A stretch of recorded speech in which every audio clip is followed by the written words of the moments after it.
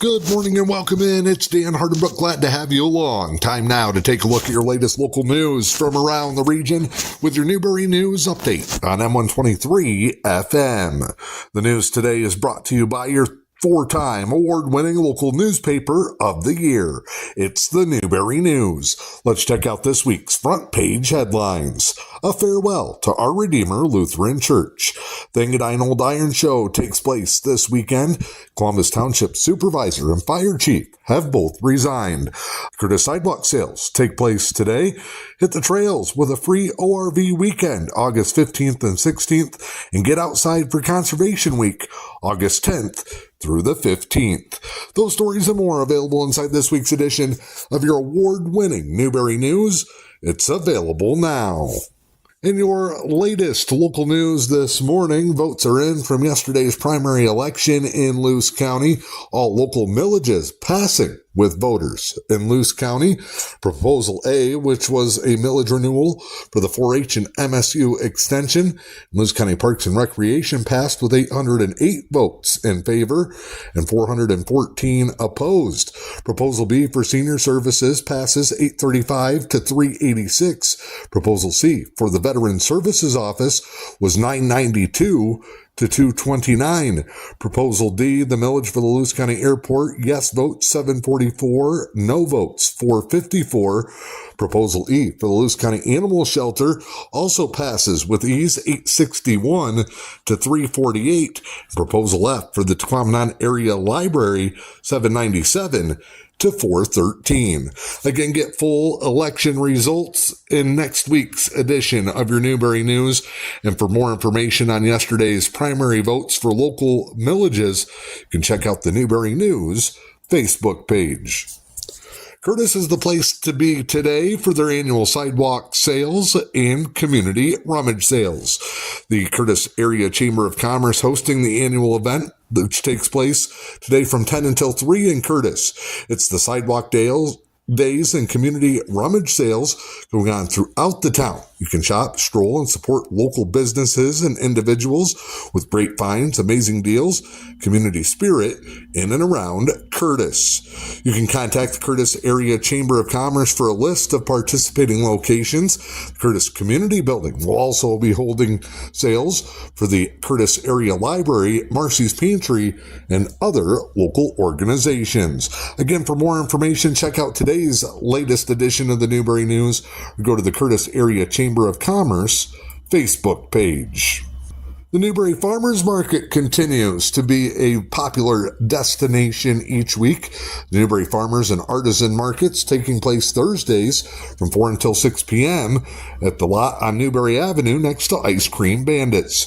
Weekly features include produce, meat, candy, baked goods, bread, crafts, maple syrup, eggs, tool sharpening, and so much more. Farmers Markets run every week through September 24th, rain or shine.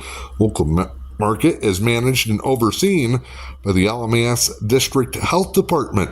If you want to participate in one of the weekly farmers markets, you can contact Sarah Edwards. It's S.Edwards at lmasdhd.org. Get updates on weekly farmers market features by following the Newberry Farmers Market Facebook page at Newberry FM. A busy summer continues this week for the Erickson Center for the Arts in Curtis. A one-of-a-kind show featuring a famous nationwide act make its way to the Erickson Center tomorrow. The world-famous Glenn Miller Orchestra will perform a pair of shows tomorrow, one at 3 p.m. and one at 7 p.m. at the Pine Performance Center. The world-famous Glenn Miller Orchestra is one of the most popular, sought-after big bands in the world. They'll have both a concert and swing dance engagements, part of their special event. For ticket information, contact the Erickson Center office at 906-586-9974. Go to their Facebook page or to the website at ericksoncenter.org. I'm Dan Hardenbrook. That is your latest local news. It is your Newberry News Update on M123 FM. The news today brought to you by your award-winning local newspaper of the year. It's the Newberry News. It's Wednesday. You know what that means. The latest edition of your award-winning Newberry News is available now. Time now to check in with sports. The Tigers got off to a strong start in the post-Tarrant schoolball area as they knocked off the defending American League West champion Seattle Mariners by a score of 8-0. Tigers dominated another contest on their West Coast road trip. It's now 40 runs in their last 4 games for the Tigers, but all eyes were on the pitching performance from the team's new ace. Troy Melton went 7 innings, gave up just 3 hits, and struck out 4. He's got an ERA of under 2 runs per contest and is now 7-1 on the season. Tigers got plenty of offense, scoring 3 runs in the 3rd, 1 in the 5th, and added 4 on for good measure in the 9th. Tigers and Mariners continue their series in the Pacific Northwest later tonight. Speaking of Tarrant Schoolball, he made his first start with his new team. It's a loss for the Los Angeles Dodgers as they fall 5-1 to the Chicago Cubs at Wrigley Field yesterday. Schoolball's first start with a new team, 6 innings, 4 hits, 2 earned, 6 Ks. Dodgers offense continuing to struggle.